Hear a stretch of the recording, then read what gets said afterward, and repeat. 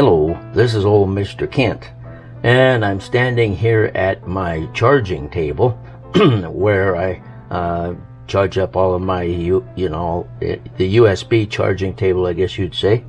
This happens to be my e-bike battery, charging it up today, just by chance.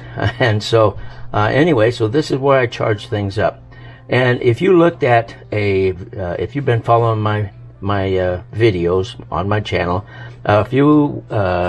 maybe it's 2 weeks back or something, I put up a video called Morning E-Bike Ride Headache, something like that. I'll put a clip in, and you can take a look at it as long as I can remember to do that. I'll also put a link to it in the description, and I'll put a link to it at the end of the video. So anyway, what happened was I took off to do my morning ride on my e-bike without realizing that my back tire was flat. And so I got so far down the road, and I decided there's something wrong, because with an e-bike you can't really tell if it's really that hard to pedal, but everything was going just a little bit slower. So I thought, okay, I'll take a look. And so I turned around, because I realized then I had a flat tire. Turned around, and halfway home I decided I'm riding on a flat tire. That's not good. So then I decided that I'd go ahead and pump it up on the way. And here's a clip of just a short part of pumping it up.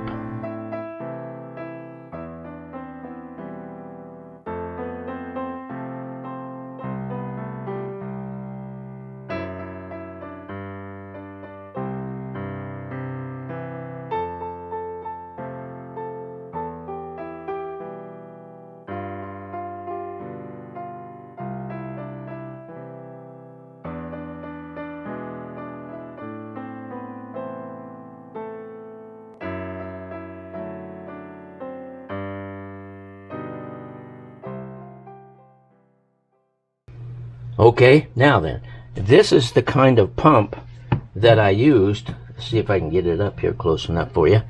This is the pump that I used, the kind of pump I used, and I got mine about 2 years ago, and I pumped everything up. My e-bike, I have the fat tires, and so I pump them, keep them about right.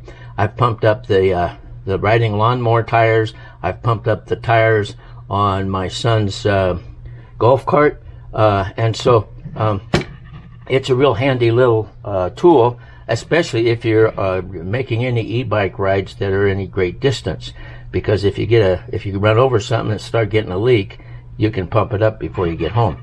So anyway, so this is the kind of pump that I use. Only thing is, when I finished pumping up the tire, I went to turn off the pump, and it wouldn't turn off.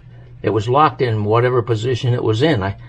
So I just left it on and went home and tried everything. Finally, this is the one that I bought second, because the other one I couldn't get to it. So when I bought this one, it came with a manual. Of course, I'd already thrown away the 2-year-old manual, and it said to reset the pump and the computer in there is to punch 2 of these buttons at the same time. Let's see. Anyway, there's the buttons. Pump 2 buttons at the same time for 3 seconds, and that'll reset it. Well, the circuit board was so gone for whatever reason that it didn't work. So, so now this is the new one, and I got to thinking, man, that had a good pump on it, because it did a lot of good pumping, but it seemed like the circuit board or the computer was bad. So I decided, okay, I'm going to take it apart. So I took a Dremel tool, and I ran up and down. Let's see, get this over here where you can see it. I ran up and down this side, and I ran down the other side, and finally got it cut in half. And so let's see, we'll just put this over here, and and it was kind of that's it right there. So as you can see, that's the insides of it. Now this circuit board right here was not attached like it is. I got it taped in and rubber banded in, and the circuit board was there. And so I thought, well, I threw it away first, and I got to think, if I want to charge this thing up, I need to figure out if I can hook up the USB charging cable. So let me see, this one here should work. So I figured it out, and the USB charging cable goes in right. Shoot, if I can get it in there with my shaky hands. Okay, and then that it turns out that the circuit board tells me that it's charging. That's CHG, just in case you were wondering. So that part works. And then I had, well, in order to figure out how to really charge the battery, I had to follow some circuits and everything. And then I also wanted to know without you can't run the pump from the charging cable. So then I had to figure out the connections that ran to the motor. And so I got that all figured out. And so now I've got a pump.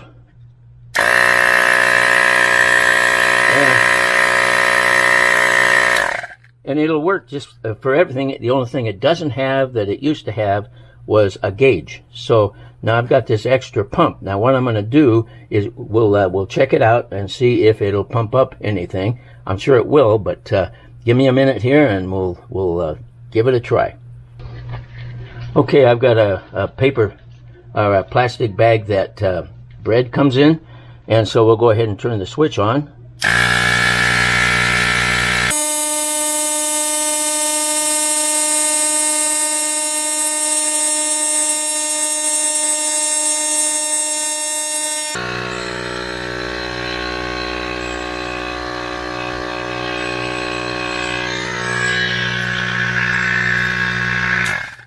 So now I've got an extra pump. It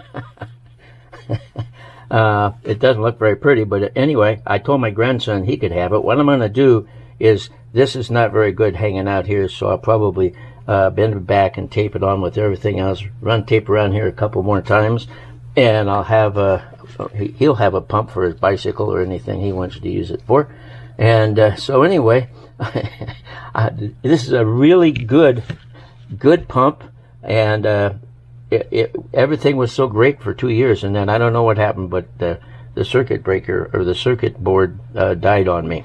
So I can put a link to where you get these, and in the description. Also, I'll put the link to the video, and let's see if there's anything else I need to tell you.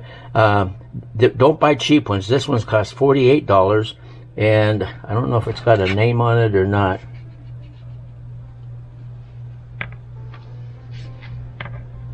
No, it doesn't have a name on it. But anyway, look for the one. I think I can put the link in the description. But anyway, don't get a cheap one, because I bought a cheap one and had to send it back because it didn't work. So I don't know why I made this video except to have some fun, because I redesigned it so it works even though it was burned out. So anyway,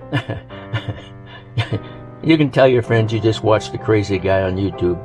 I want to thank you for watching, and God bless.